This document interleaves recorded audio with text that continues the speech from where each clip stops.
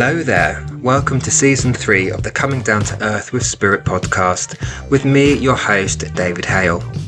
In this season, we'll continue talking about all things to do with mediumship, the spiritual world, but also answering your questions to help you on your own spiritual journey or mediumship development. In this new season, I'll also be introducing some new horoscope readings done month by month per star sign, so do keep your ears out for those. But without further ado, let's get into this episode and I'll see you on the other side. Well, hello there, you lovely lot. I hope you're doing fabulously well. Thank you as always for tuning in to the podcast and welcome to this episode where we're going to talk about the ego and the ego in mediumship in particular.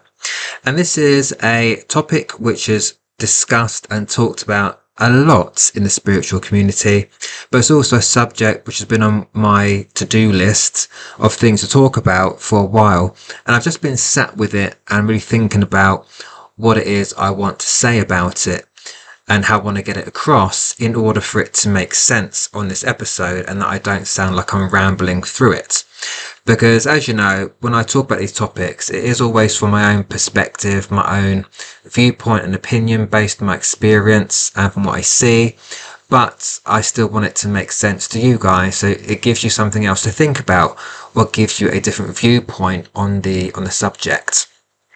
And so, with that said, let's get straight into it, shall we? So, firstly, let's acknowledge that the ego doesn't just exist in the spiritual community within mediumship. The ego exists in life in general, so it's not specific to the mediumship industry. Whether we like it or not, we all have an ego. We're never going to get rid of it. It's always going to be there. But it's a type of ego that we have, which I feel is the important thing. And that's the thing that I want to get at in this particular episode. Because I see the ego as having different sides.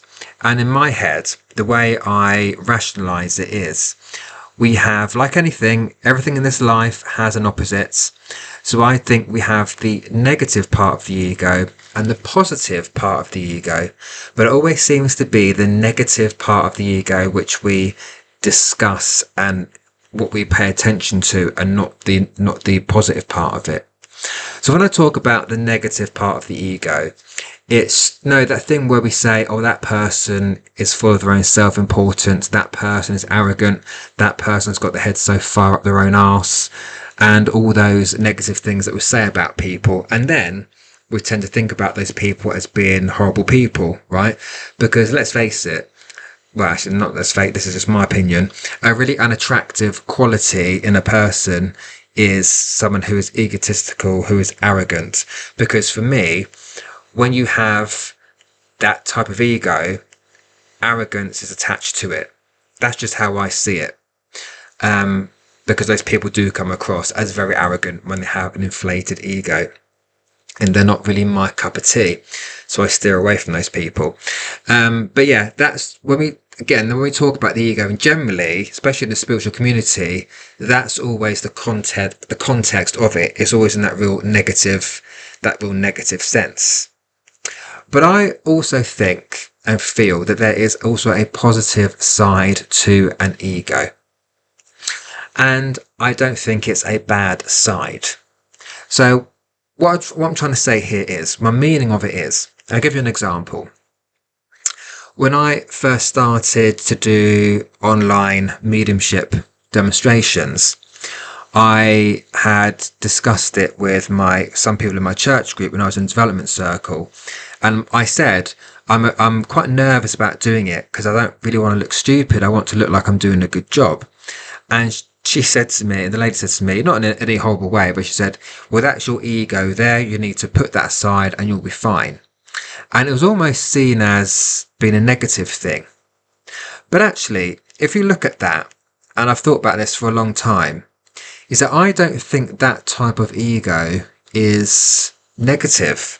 I think that's more a positive aspect of the ego.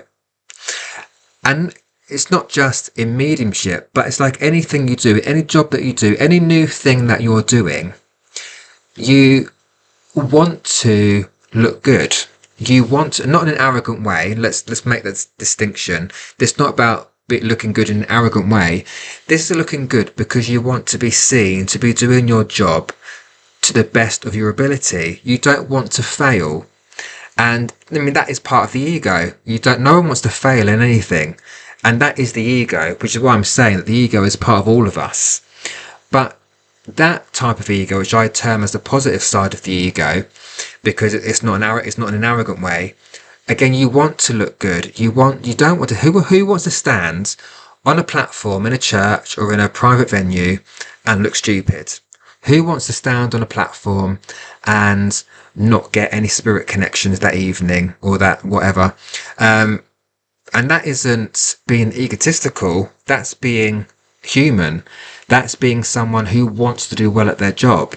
So I don't think that's a negative trait, because I think that type of ego, again, which I term as a positive type of ego, that allows us to keep ourselves grounded. That allows us to reflect. And once we reflect, we then learn, and we can build upon our skill, our talent, our gift, whatever it is you want to term it as. Because we don't want to stand on a platform. We don't want to stand in front of a group of people, like, let's say, at your job. You don't want to stand up in front of a group of your peers to deliver a monthly meeting and look silly. You don't want to be stuttering and stumbling along. You want to have a nice, smooth, flowing meeting where you're giving all the data and information that you need to give. And there's nothing wrong with that, because, again, no one wants to look silly. No one wants to look like they're doing bad at their job or their hobby, or whatever it is that you want to term it as. And so because of that, we don't want to look silly. We can then reflect and look at, okay, how can I make that better next time? What skills do I need to build upon? What do I need to do which will make things go smoother? And that's a positive thing. So that thing that was said to me, I don't now take it as a negative thing. I take it as, no, actually it's positive, because I want to do my best when I'm on a platform. I want to stand there and deliver a great evening of mediumship. Again, not to say that I'm the best and I'm better than anybody else, but no, it's for me. When I'm on that platform, I'm not thinking about anybody else. I don't care what anyone else is doing on a platform. I want to do my best. And that's not in an egoic sense. That is, I just want to do my best. People have come to see me for an evening of mediumship. There are people in the audience who are desperate to have a connection to spirits. I have to do a good job.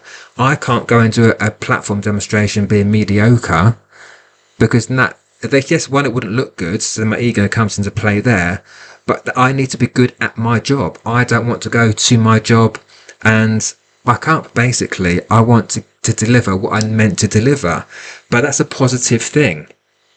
And so, again, we can absolutely learn from that type of ego. I mean, I know when I've done whenever I've done a platform demonstration on the car on the way home, I'm always thinking to myself, okay, how can I do better next time? How could I deliver that message differently?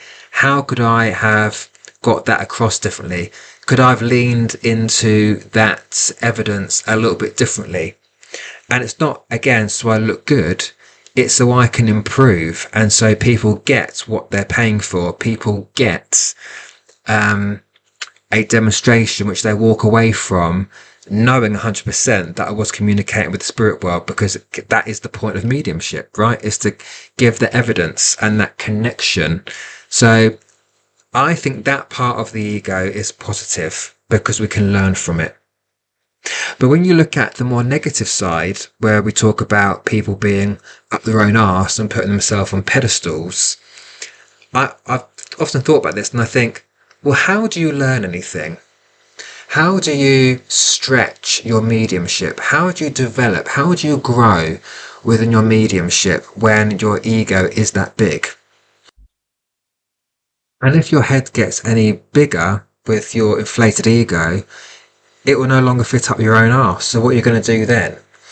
And so I think people with inflated egos like that, how can they learn anymore? Because as far as they're concerned, they're better than anyone else.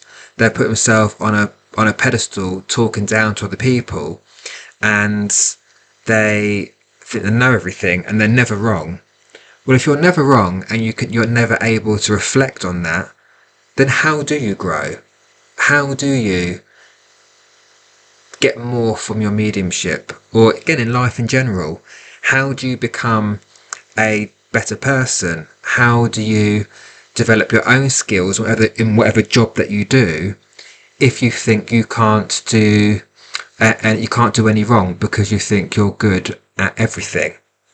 And sometimes you will get to a point in certain parts of your career and your job where you think, I've done all I can here. But that's a little bit different if you're saying it in the sense of, I think I'm done. I think I've done enough in this position that I'm in, that I need to do something else. That isn't a arrogant part. That isn't a negative part of the ego. That's just acknowledging that you've done what you can so far in that particular position. But if you come at it from the point of view of, well, I can't do any more here because I'm great and no one's better than me, but I've come to the end of this role here because I'm the best and I can't go any higher here. That's a different type of ego, right? That's flattering yourself. And again, that's not an attractive quality as far as I'm concerned. But yeah, so I just think we have to be very careful. I mean, it's okay sometimes to go, do you know what, I did really well there. I had a great demonstration, or I did really well in that business meeting. That's still a good thing because you're acknowledging that you did a good job. But if you continually talk about that for the next week to everybody you know, saying, I smashed that and I was fabulous and I did this and I did that, then again, you're going to the more negative side of the ego, in my opinion, right?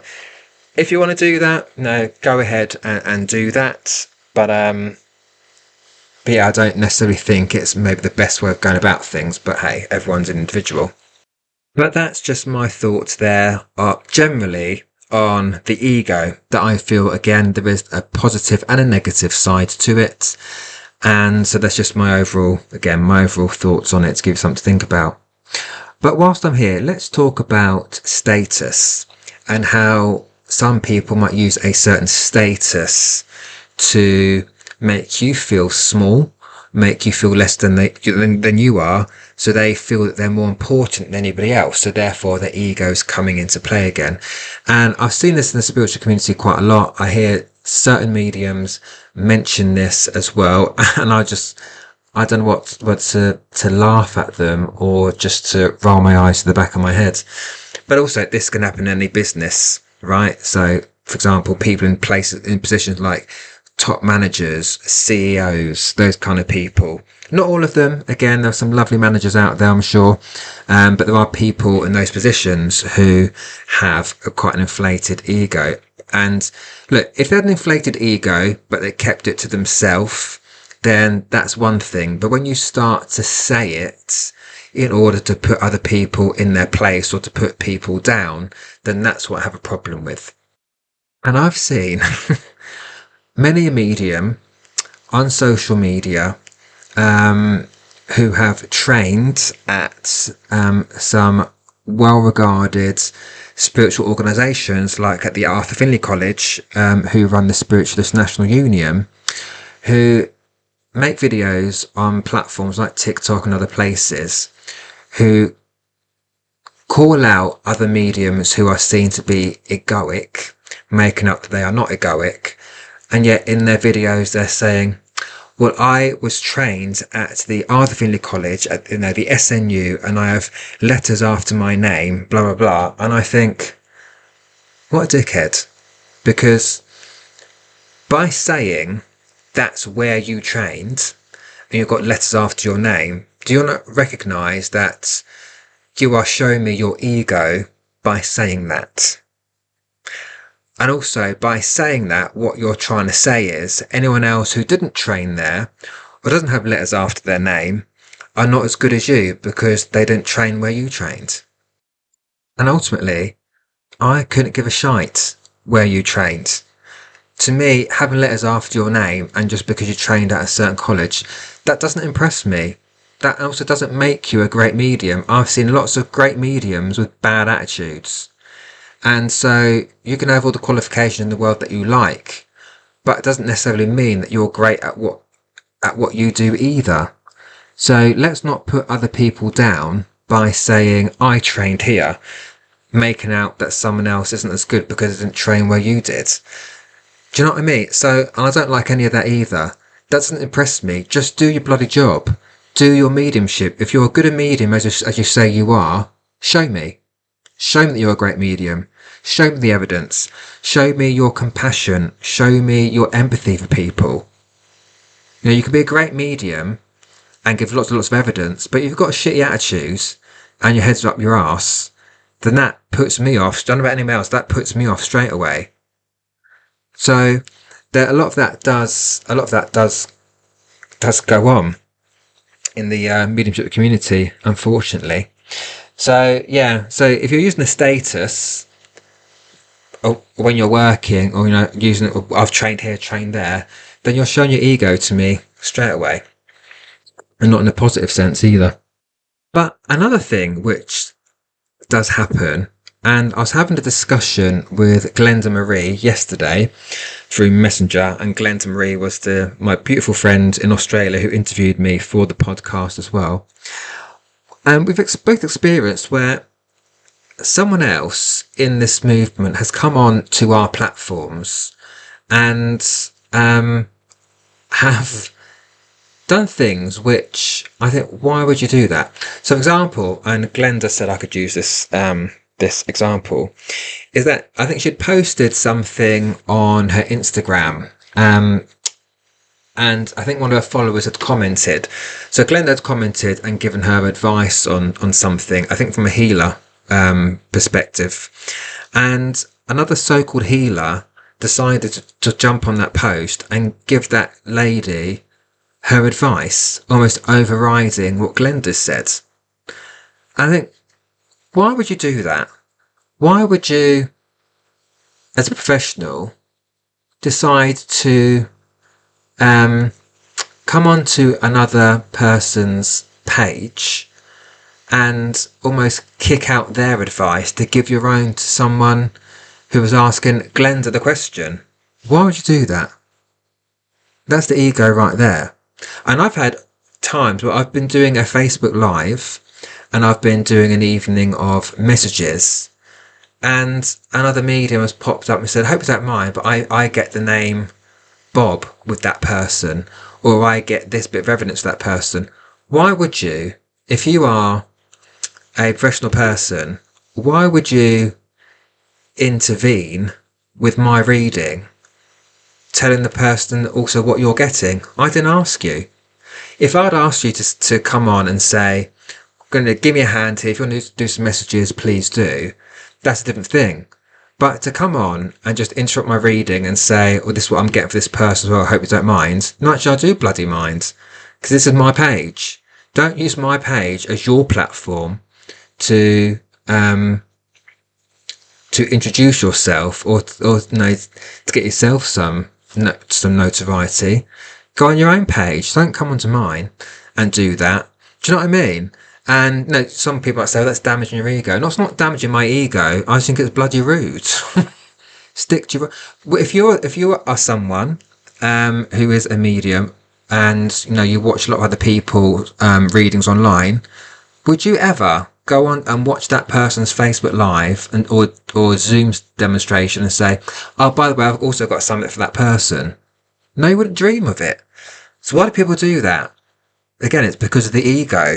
For whatever reason, they've chosen that moment to try and showcase what they can do. But I think it's rude. Go onto your own page. So I wouldn't even dare even think about going onto your page and doing the same thing. So bugger off. Anyhow, that's a little bit of a rant there, I think. But I just think it's rude, and I don't think it's needed. Go and do your own stuff. And I see that quite a lot as well. Anyhow, the other thing I'll say about someone's ego is that what they can try and do is, if you challenge it, they can tend to gaslight you into it being your problem or that you have an issue. And I don't want to bore you, but let me put a personal example on that so you know what I'm saying. So I had been working for a very well-known accommodation website, which is highly advertised on TV. And I've been working for them for 12 years up until 2019. And at the time, I was one of the learning and development managers for my office and one of them for the company. So basically, we were a big team across Europe, and each site had their own set of managers for that particular department. So I looked after the trainers and the quality control associates along with a co-manager.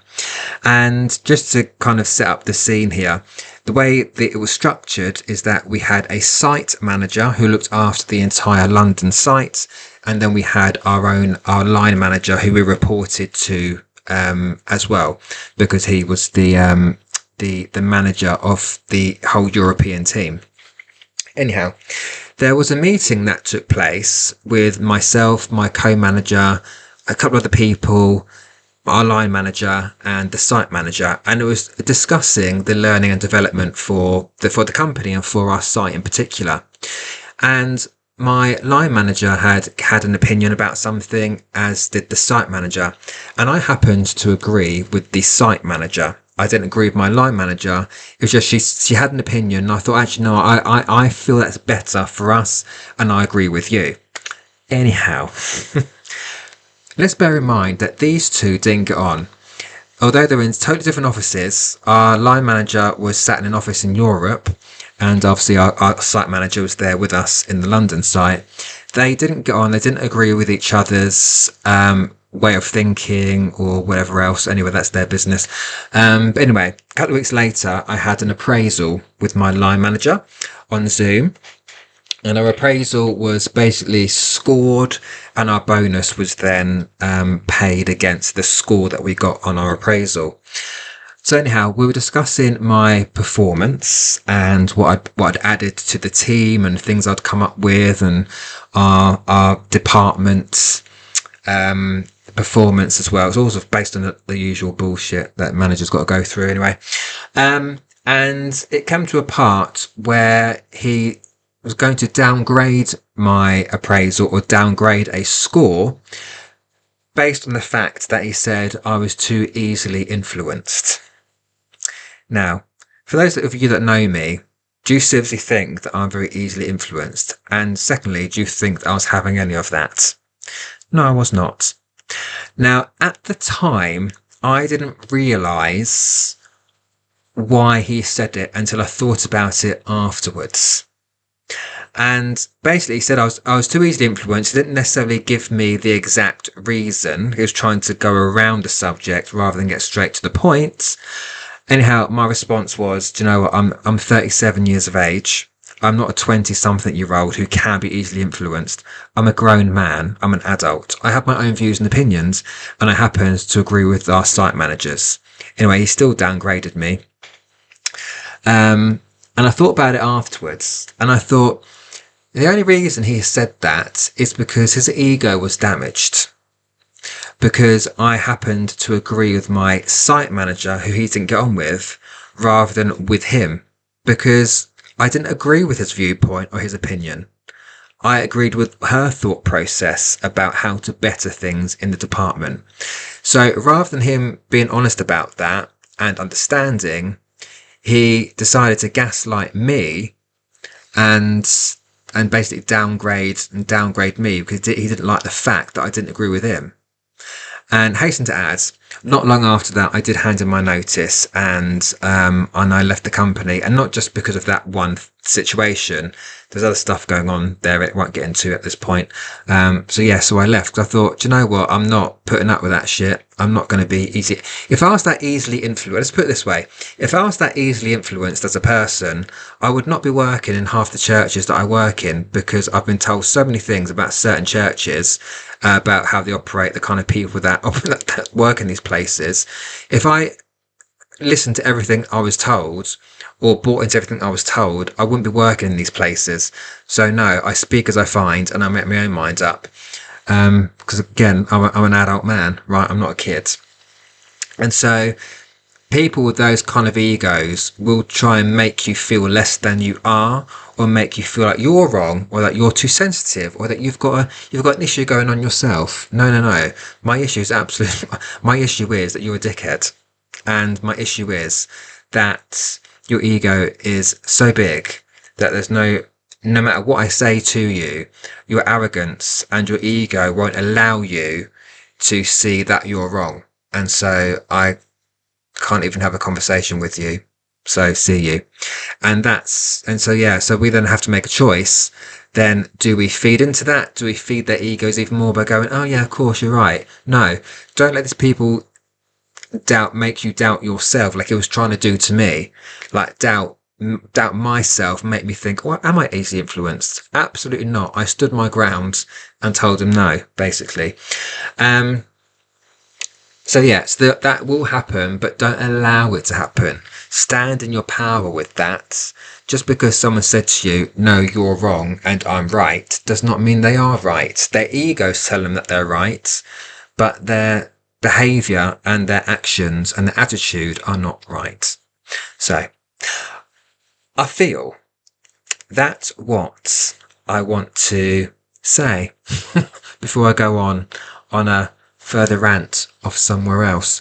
But I feel it's important to talk about, because we don't, as I said at the beginning, we don't tend to talk about the positive side of the ego.